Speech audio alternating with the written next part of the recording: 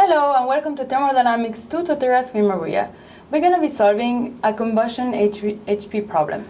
We have propane at 25 degrees Celsius and 1 atm that is burned with 400% theoretical air at 25 degrees Celsius and 1 atm. The reaction takes place adiabatically and all the products live at 1 atmospheric pressure and 942 kelvins. The temperature of the surrounding is 25 degrees Celsius, and we're asked to compute the entropy change and the reversibility. Let's start by writing the combustion equation. So we have propane, which is 3C3H8, which is going to get oxidized by air, so the oxygen and 3.76 nitrogen.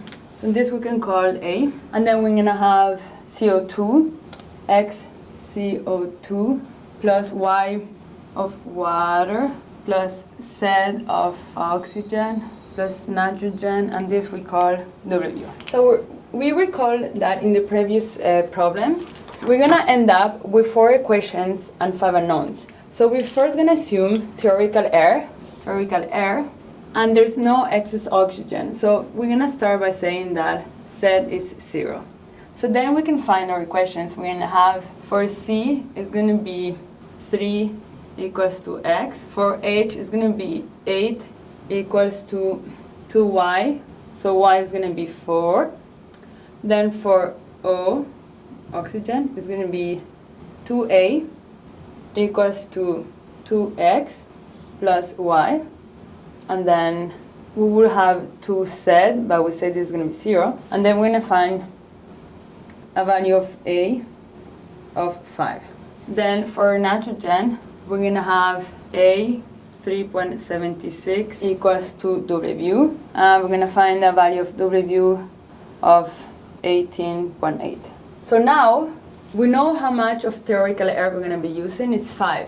And we are told that we use 400 of theoretical air. So that means that this is going to be 5. And I use another color, so this is going to be 5. And we're going to multiply this by 4 due to the 400 of theoretical air. Now, we know that X won't change, so X is still going to be 3, Y is still going to be 4, but now for our oxygen, we're going to have 4 times 5 times 2 for the oxygen equals to 2 times 3 plus 4 plus 2 to Z, and we're going to find a value of Z of 15.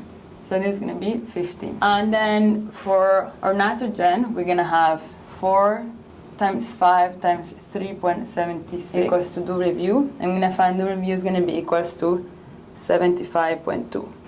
Now that we have the combustion reaction, let's find the entropy balance in order to find the entropy change. So we know that the net entropy plus the entropy generation is going to be equals to the change in entropy of the system. In our case, we don't have anything generating entropy, so we can rewrite this equation as the entropy of the system equals to the entropy of the product minus the entropy of the reactants, and we can rewrite this as the sum of NPSP minus N of the reactant and R of the reactant. In order to find the entropy for all of the components, we need to go back to the tables and find the values.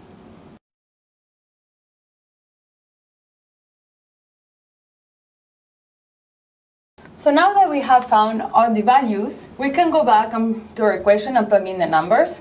So we know that the temperature of our reactants is 298 kelvins and the temperature of our product is 942 kelvins. So we just need to multiply and do the addition here. And this is going to give us 220374.5 minus 1876.50, and that's going to give a change in entropy of 3598.04 kilojoule per kilomole. Now for the second part of the question, we can say that I is going to be equals to the temperature times the change in entropy.